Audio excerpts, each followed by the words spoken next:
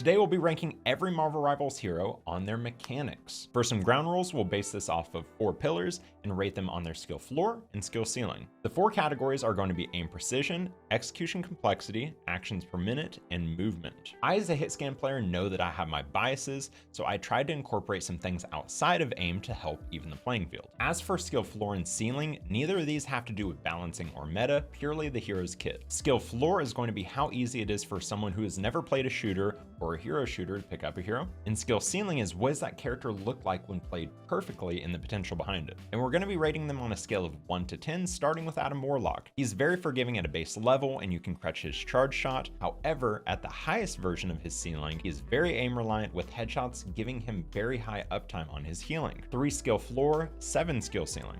Angela doesn't really shine at any of the pillars. She's actually quite below average mechanically. However, her charge shot is hard to hit on smaller targets. 2 skill floor, 3 skill ceiling. Black Cat, quite honestly, the only thing keeping her from a 10 on skill ceiling is going to be the fact that she doesn't really require much precision outside of her yoink. And honestly, her movement is pretty simple. 4 skill floor, 9 skill ceiling. Black Panther, I actually think this is one of the most overrated mechanical heroes in the game, and almost all of his difficulty comes from game sense. 3 skill floor, 5 skill ceiling. Black Widow is probably the most aim-dependent character in the game outside of maybe Hela. If you can't hit headshots, she's pretty useless, but the rest of her kit is pretty easy. 5 skill floor, 8 skill ceiling. Blade doesn't really stand out in any of the pillars. He's pretty average on everything, but he does require more precision with his primary than most melees. 3 skill floor, 5 skill ceiling. The Hulk is top tier execution complexity and movement tech. He's also slightly above average on actions per minute. The only thing really holding him back is a lack of precision outside of his exile.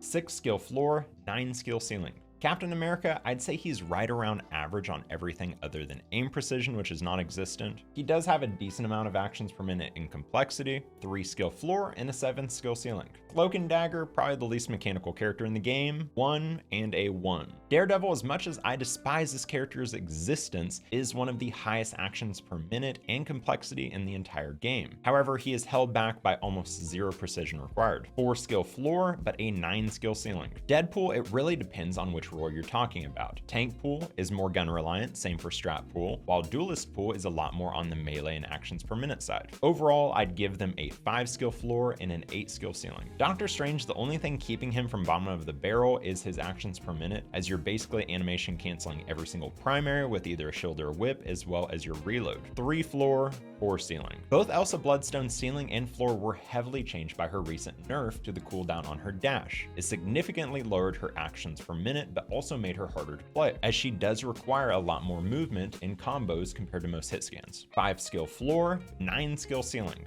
Hello, it's Future Rao. I was silly and forgot one of my favorite heroes, Emma. I would put Emma in a tier right above Doctor Strange. She's actually surprisingly mechanically intensive. You have to constantly be tracking with your beam to maintain good beam charge, and her crystal is a skill shot, so you have to be good with hit scan beam tracking and projectile aim. However, due to her lack of mobility, her average APMs, and non-ability to headshot, I put her floor at about a 4 and her ceiling at about a 5 to 6. Gambit is probably the most overrated mechanical strategist. He doesn't really require much precision on his primary, and the other 3 are pretty average. 3 skill floor, 4 skill ceiling. I Am Groot has one of the highest actions per minute in the game and surprisingly reliant on precision, however he cannot headshot. With that in mind and the lack of movement mechanics, 5 skill floor, 7 skill ceiling. Hawkeye is extremely aim reliant, however due to his projectile and charge up mechanic, there is a little bit of luck in there which holds him back and he lacks in the other categories. 5 skill floor, but only a 6 skill ceiling. Hela is alongside Widow as the most aim reliant hero in the game. She is extremely headshot dependent, and if you're not hitting headshots, she drops off a ton. However, she's pretty low APM and movement, so 4 skill floor,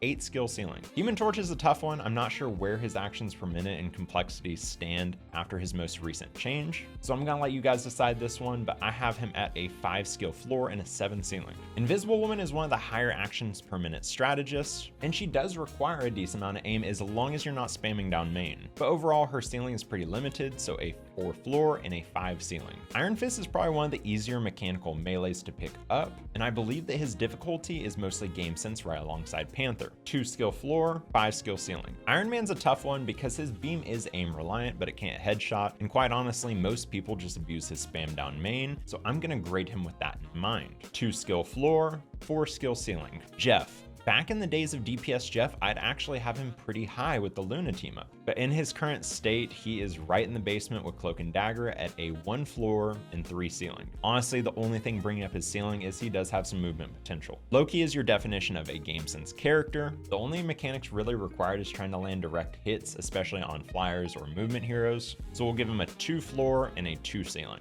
Luna is lacking in movement, quite honestly, and complexity not so much, but she is the most aim-reliant strategist, can headshot, and actually has decent actions per minute if you're juggling her snowflake correctly. 5 skill floor, 9 skill ceiling. Magic. Her skill floor was actually brought down pretty significantly with her dash buff. And while she has a decent amount of combos, they're not all that complex. So a 3 skill floor and a 7 ceiling. Magneto. He has 0 movement, but a high APM. At his baseline, he doesn't really require any type of precision, but at his ceiling, his combo is actually pretty precise. 2 floor, 6 ceiling. Mantis. Right alongside Luna as the most aim-reliant strategist. She has higher APM, but a little bit less emphasis on precision. 6 to 7 floor and a 9 ceiling. Mr. F is bottom of the barrel, and the only thing keeping him out of the basement is, I guess, his melee cleave. 1 floor, 2 ceiling. Moon Knight is pretty average to below average at his floor, but at his ceiling is heavily rewarded for headshots on both his primary and secondary, regardless of the onk. 2 floor, 6 ceiling. Namor is an interesting one because he's technically more aim reliant than Moon Knight, as headshots are a major part of his kit, but at a baseline, his squids bring that down just a tad bit. 3 skill floor, 7 skill ceiling. Penny, you could argue that headshots to her kit might bring her up, but I don't really feel like her primary is a vital part of her kit. She's heavily game sense oriented and mine oriented, which is more game sense and placement compared to a raw mechanic. So I'm gonna keep her down at a 2 floor and a 3 ceiling. Phoenix actually has a slightly smaller hitbox to hit than Hela, however, she's not as headshot required, but she also has more movement potential. I'm gonna put her at a 5 floor and an 8 ceiling. Psylocke. And before you say I'm biased because I'm a Psylocke main, I actually picked her because she is so mechanically reliant and I love mechanics. With that said, she is the most aim reliant diver, and while her combos aren't complex, you have to maintain an immense amount of precision while executing those under pressure. 7 skill floor and a 9 skill ceiling. Rocket. This one actually might kind of surprise you. I have him at a 1 skill floor, spoiler alert, but I do have him at a 3 ceiling. I think if you're a heal bot on main, he's about the same as Cloak and Dagger, right? But if you're actually using your primary fire and incorporating movement tech, I do think that there's a 3 ceiling there. Rogue.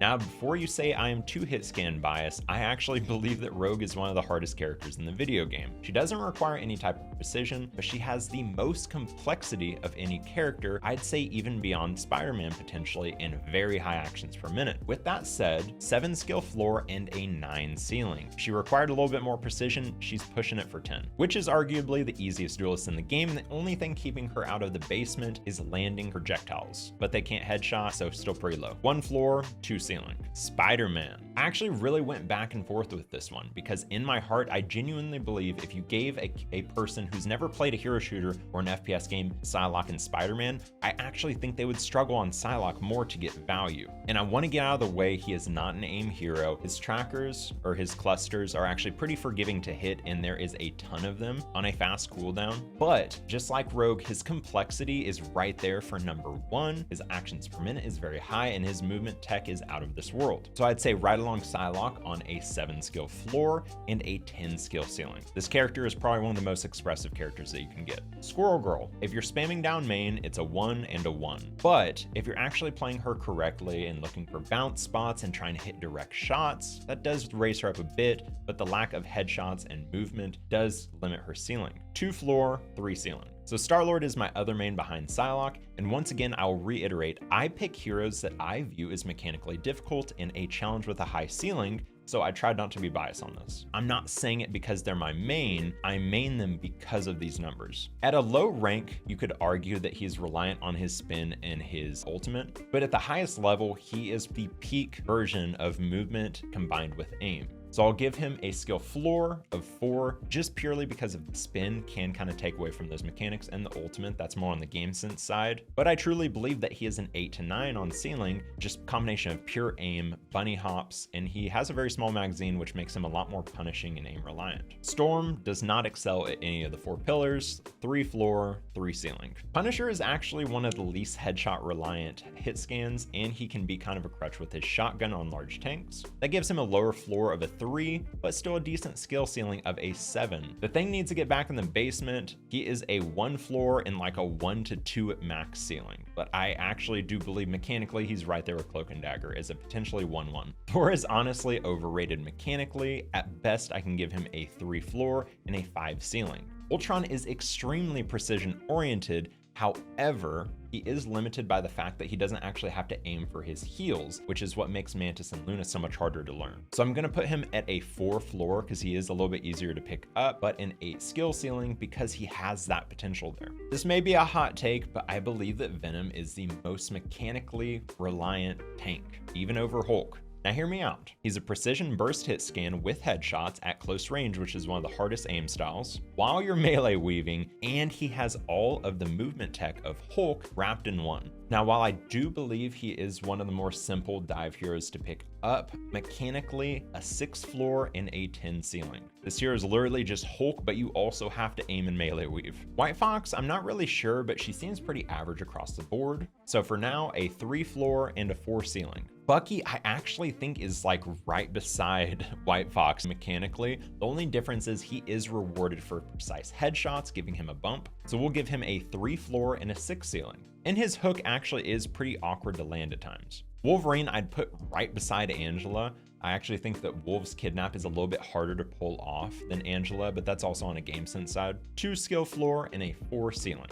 Hopefully you guys enjoyed this video. I had a blast. I'm really challenging myself to get out of my hit scan brain bubble and compare these characters across those 4 bases instead of just looking at it as, hey, this character takes aim or this character doesn't take aim. Especially with characters like Rogue, it really made me appreciate Marvel Rivals for what it is and the wide variety of characters and complexities that some of these characters have. Rogue is absolutely insane if you deep dive into the actual game sense required to play her, as well as the complexity of her combos. So hopefully, beyond just entertainment, this video pushes you to potentially change the way that you view some heroes. I know we all have our biases, but also potentially help you find a new main and challenge yourself. If you can't tell by my mains, I love trying to play characters that have immense ceilings and not just easy to climb on, and hopefully I can pass that on to you. If you enjoyed this video, make sure you give it some love and then comment down below what topic you want me to cover next week. I've really been enjoying making these long form videos, so peace out.